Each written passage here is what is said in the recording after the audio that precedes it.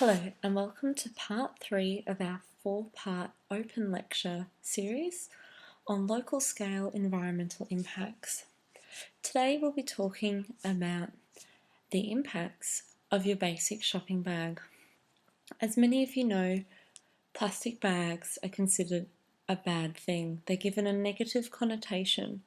So today we'll be doing a life cycle assessment of plastic bags and the newer green bag also found in your supermarket. So today's objectives of this talk will be to discuss and define what a life cycle analysis is and the need for one.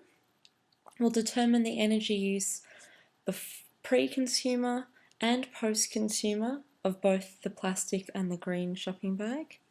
And then we'll discuss recycling and landfill at the end of the life cycle of these shopping bags. Just a few housekeeping things for our talk today. You can ask questions at any time, just pop your hand up and I'll be happy to answer. Please remember to turn off your phone and try not to talk to the person next to you. Alright, let's get started.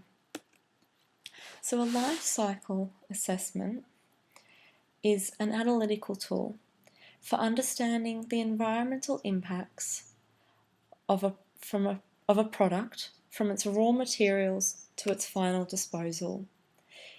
A life cycle assessment evaluates the environmental opportunities based on the energy and waste of a product. So if we look at this diagram here, life cycle assessments are all about what happens from the beginning of a product, from its materials, through to manufacturing, packaging, distribution, use, and then its end of disposal. So today we'll be discussing both plastic bags and your green shopping bag. So plastic bags are known for being a huge problem. They're a problem for sea life, they're a problem in landfill, they don't degrade very well. So people have now started to switch to bringing their green shopping bags. But is one actually better than the other?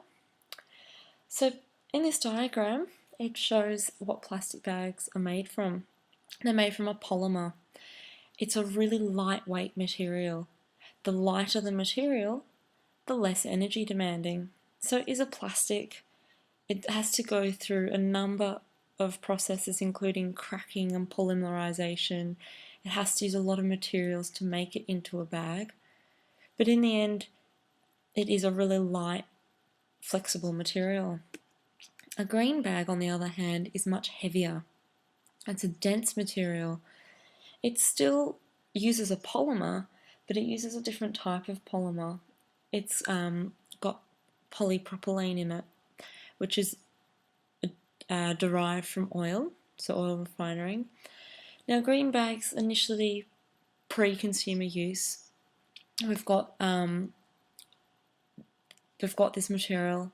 Then they have to be bound and cut and printed. We have to get the little the symbols on them that you find in your supermarkets and have to be sewn together. So there's a lot more energy in this bag. So what we want to remember, our key concept, is that the energy source used to generate the bag, the plastic bag or the green bag, is what's important to consider in the life cycle assessment, especially in that initial phase. Where's this energy derived from? Is it a biodegradable ethanol? Is it from oil and gas or fossil fuel? So plastic bags are made from harsher, less biodegradable materials compared to our green shopping bags. I just want to state now that in this discussion we are purely looking at plastic bags and green bags. We haven't gone into the biodegradable bags that some shops are using or paper bags. We're not looking at either of those in this discussion. It gets a little bit too complex if we add all those things in. So pre-consumer use. Plastic bags are imported. They don't have that much CO2 per bag compared to our green bags, which is significantly higher. We've got 2 kilos of CO2 in our green bags whereas smaller in the plastic. The amount of energy used, so the kilowatt hours here is energy. How much energy is used to make these bags? Again, significantly higher in this green bag to produce and manufacture. The waste, so when you manufacture something, there's always a waste product. There's always some residues. And again, green bags are actually more damaging. There's more waste generated. And the amount of petroleum or fossil fuel used to manufacture 100 kilograms of bag, to manufacture 1 kilo bag, we've got 1 kilo of bags is 7.5 kilos of oil for a green bag. So it's not looking too good. At the moment, plastic bags appear to be the better option. So we've had our next key concept.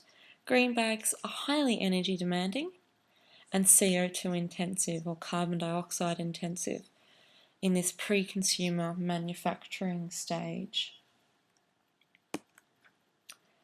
So if we have a look at our post-consumer use, so post-consumer basically means you've gone to the supermarket or the market and you've picked up a bag. You've paid your $1 for your green bag and now it's yours. This is what this section falls into. So plastic bags, the end of the life stage is a small percentage of their entire impact.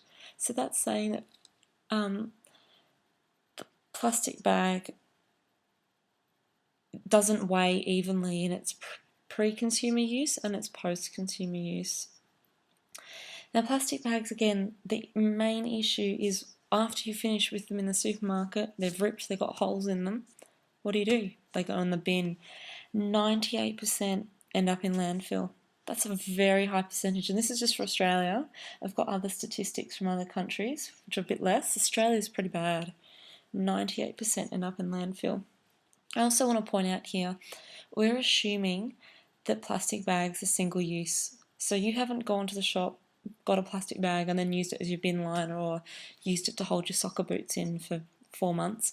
We're just assuming you've bought your shopping and then it goes into the bin. It's just a single-use bag. And we've given that assumption to the green bag as well. So this green bag, you've gone to the shop, you've bought it, paid your $1. So green bags, opposite. They had a huge energy demand to be made and manufactured, but the end of their life cycle is actually really small. Their environmental impact is quite small. So here it says it takes approximately 20 years for a green bag to biodegrade or break down in landfill.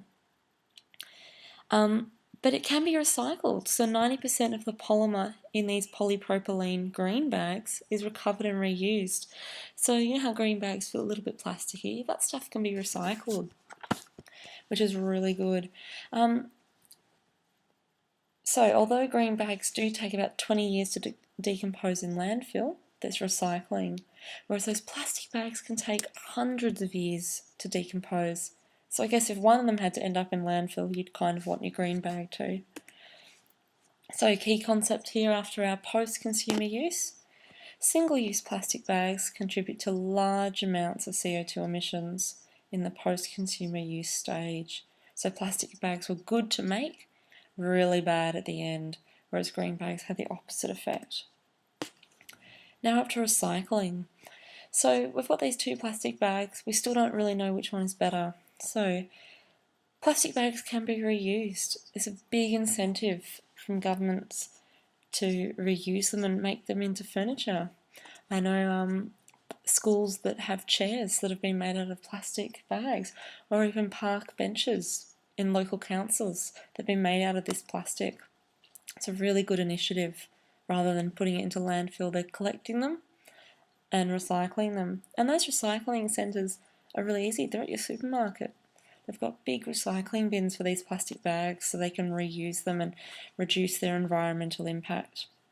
However, Australia, only 16% of plastic bags are recycled. So if we just think about that, that's just a small percent of people consider returning these plastic bags to the recycling bin at the supermarket. And that's needs to change. Those attitudes need to change.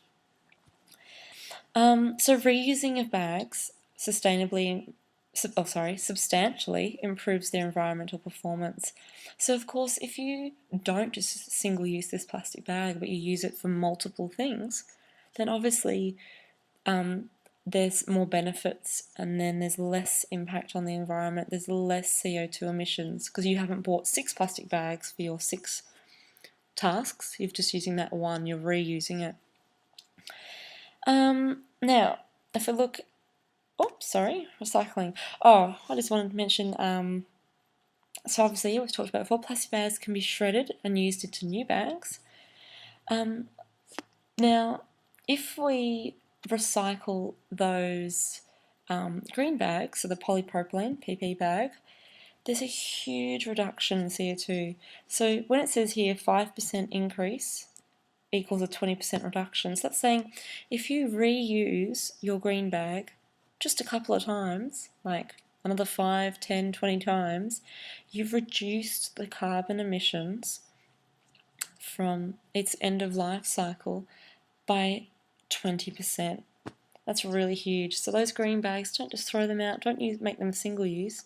Use them for a minimum of 20 times, and you've outweighed its negative issues in the pre-consumer use or the manufacturing stage. So our take-home messages from our short chat today: plastic bags are less energy demanding if compared with green bags for a single-use purpose, right? So this is the key part, single use. Green bags are highly energy intensive to manufacture, but if reused 20 times after the purchase, they're less demanding and they're much better. Their environmental benefits are really good. Again, just reiterating, 98% of plastic bags in Australia end up in landfill. And both plastic and green bags take a long time to biodegrade. Even though green bags take 20 years and plastic hundreds, 20 is still too long. So, little message to take home: on your next shopping trip, don't forget those green bags. Take them out of the car, take them out of the house, use them, and try and reduce your environmental impact at the local scale in your daily shopping. I just want to say thank you for listening. Thank you for all the online listeners for this live open talk. If you have any questions, you can put up your hand now, or you can post in the YouTube comments, or I'll be free to chat after. For the people live in the audience, if you could just fill out that survey as you leave, that would be really helpful. Thank you.